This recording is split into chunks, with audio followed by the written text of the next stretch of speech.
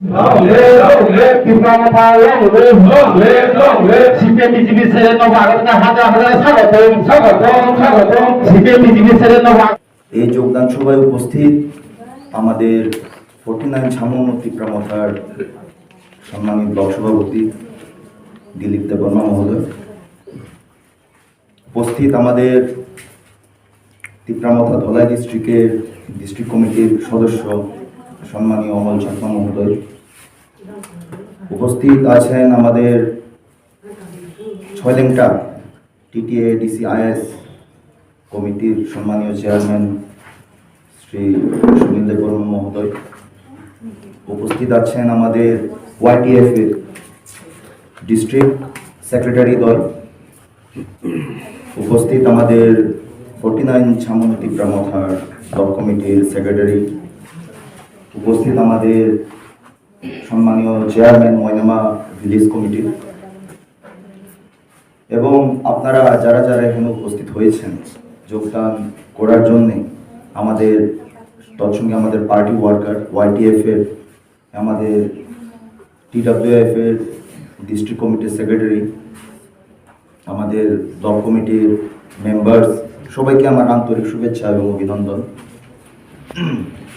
আজকে আপনারা দেখছেন আজকে আমরা 4-5 মাস অতিক্রান্ত করেছি এডিসি এরিয়াতে, আর আজ পর্যন্ত কেউ আঙ্গুল তুলে আমাদেরকে বলতে পারবেন না যে আমরা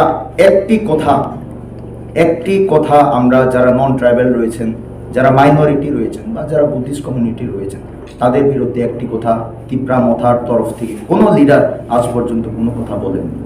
আর আমি আপনাদেরকে আশ্বস্ত করতে চাই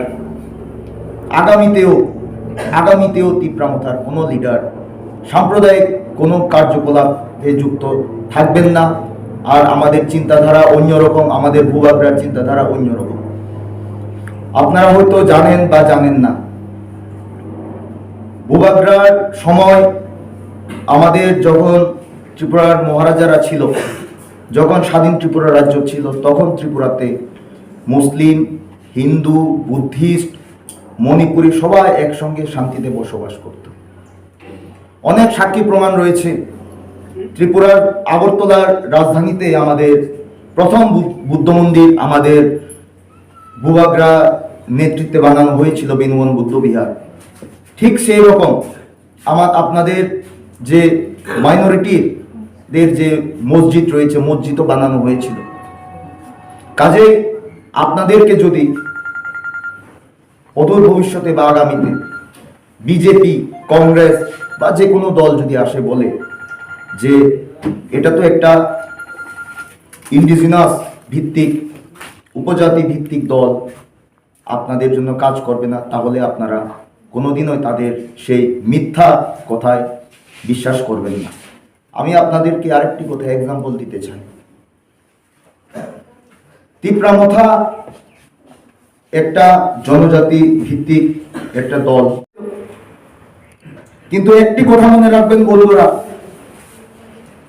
এই যে মসজিদগুলো ভাঙার যারা হুমকি দিচ্ছেন, যারা মসজিদকে আক্রমণ করেছিলেন, বিভিন্ন জায়গায় আমাদের মাইনরিটি ভাইদেরকে যারা থ্রেট দিচ্ছেন, আমি আরেকটা সিম্পল একটা এক্সাম্পল দিতে চাই। ছয়লেংটাতে একজন বিজেপির কার্যকর্তা, বিজেপির একনিষ্ঠ কার্যকর্তা আছে, আমি নাম বলতে চাই না, সে আমাকে বলেছে, খুব তার বিজেপির লোকেরাই নাকি তাকে বলেছে, তুমি আমাদের কার্যকর্তা দেখে আজকে তোমার বাড়ি আমরা ভাঙছি না। যদি আগামীবার বাংলাদেশে যদি কোনো কিছু হয়ে থাকে তাহলে কিন্তু তোমাকে রেহাই দেওয়া হবে না, এভাবে তাকে থ্রেট দেওয়া হবে। অথচ সেও তাদের দলের লোক। বন্ধুরা, একটি কথা আপনাদেরকে ক্লিয়ার করে বলে দিতে চাই, এখানে হিন্দু মুসলিমের কোনো কথা নয়, এখানে হচ্ছে যারা সন্ত্রাসী যারা গুন্ডা, তাদের কথা বলা হচ্ছে এখানে। হিন্দু তো মমতা ব্যানার্জিও হিন্দু, মমতা ব্যানার্জির লোক তো মসজিদ ভাঙছে না। কংগ্রেস যারা করে অনেক রয়েছেন বাঙালি সম্প্রদায়ের লোক, তারাও তো হিন্দু, তারা তো ভাঙছে না। কিন্তু ম্যাক্সিমাম কেন আমরা বিজেপি যারা নেতৃত্বরা রয়েছেন, যারা আরএসএস যারা করছেন, তাদেরকে কেন আমরা সেই মঞ্চে আমরা দেখতে পাই?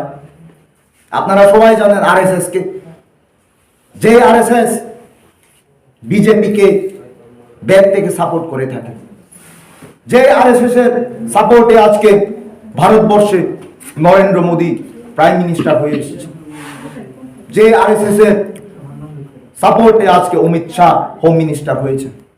কাজেই একটি সিম্পল কথা বলে দিতে চাই, এখানে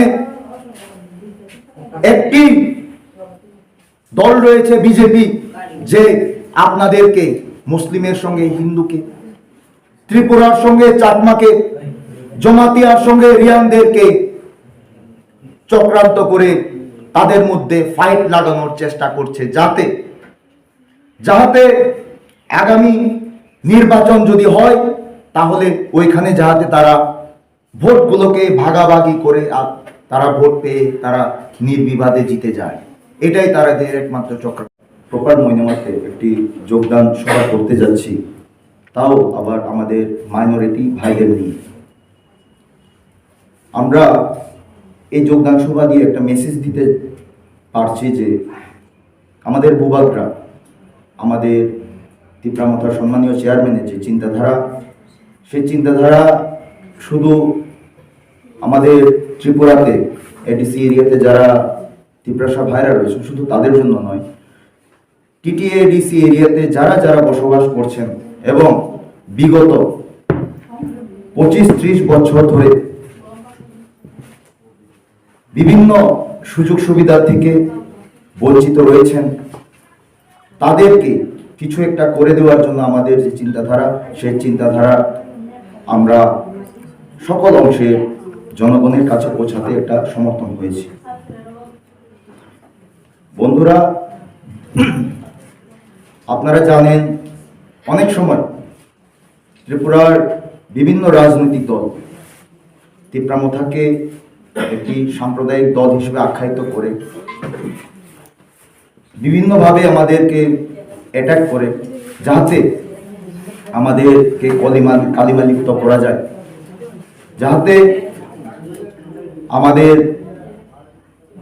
যে একটা ডেভেলপমেন্ট করার একটা যে কাজ, যে এডিসি এরিয়াতে, সেই কাজগুলোর মধ্যে যাতে একটা বাধা সৃষ্টি করা হয়।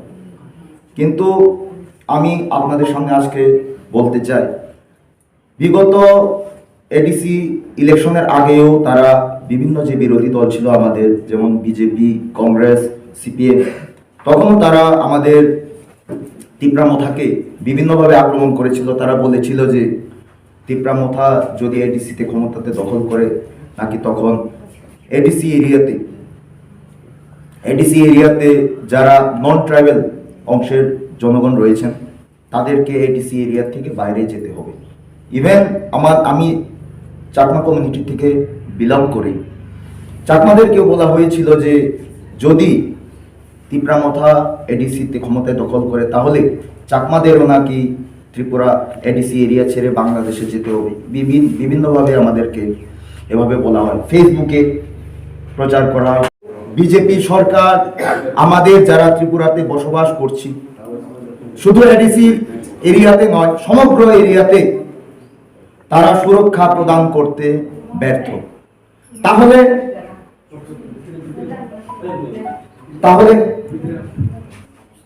তাহলে আমরা কি কারণে?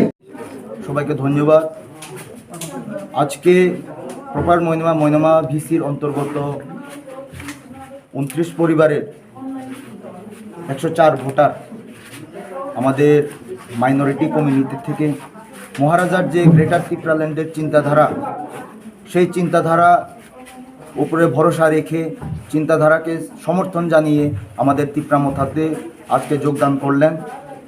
আমরা 49 Chhamanu Tipra Motha block committee, YTF, TWF এর পক্ষ থেকে ওনাদেরকে আজকে অনেক আনন্দের সহিত আমরা সাদরে গ্রহণ করে নিলাম এবং আমরা অত্যন্ত খুশি তারা আজকে আমাদের সঙ্গে যোগদান করেছেন এবং আশা রাখি আগামীতেও বিভিন্ন কমিউনিটির মধ্যে আমাদের মহারাজার যে গ্রেটার টিপ্রাল্যান্ডের চিন্তাধারা, সেই চিন্তাধারাকে সমর্থন জানিয়ে আগামীতেও আমরা এভাবে যোগদান সভা করতে যাব। সবাইকে ধন্যবাদ। যত ধন্যবাদ। কত নম্বর ওয়ার্ডে? 1 নম্বর ওয়ার্ড।